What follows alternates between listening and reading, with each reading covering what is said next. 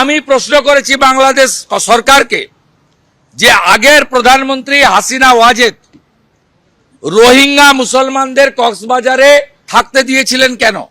মুসলমান বলে। তাহলে ওপারে 2 কোটি হিন্দু আছে, তারা মার খাবে, পুড়িয়ে দেবেন যুবক ছেলেগুলোকে। এইটুকুটুকু বাচ্চা, তরতাজা সুন্দর সুন্দর যুবক ছেলে, তাদেরকে পুড়িয়ে মারবেন। আর এপারের 100 কোটি হিন্দু বসে বসে দেখবে। এই জিনিস হতে পারে না, হর হর মহাদেব। হতে পারে না। আমি আপনাকে বললাম, খালা মমতা যত প্রাচীর করে পুলিশ করে রাখুক, ব্যবস্থা যদি না নেয়, নতুন বছরে এই সব গুলোকে তুলে ফেলে দেব। যেমন যুব ভারতীতে মেসির দিন যুবকদের, ইয়াং জেনারেশনের তারা দেখেছে, রাজীব কুমাররা ছুটে পালিয়েছে। আমরা এখানে দেখিয়ে দেব বলে গেলাম।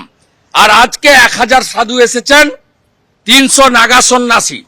গঙ্গাসাগরে 5 লাখ সাধু যাবেন। গঙ্গাসাগরে স্নান করে ফেরার পরে আমি সব সাধুকে বাবুঘাট থেকে তাদেরকে পথ দেখিয়ে এখানে নিয়ে আসব। কলকাতা পুলিশের কত ক্ষমতা আছে মনোজ বার্মার, ওই দিন দেখা হবে।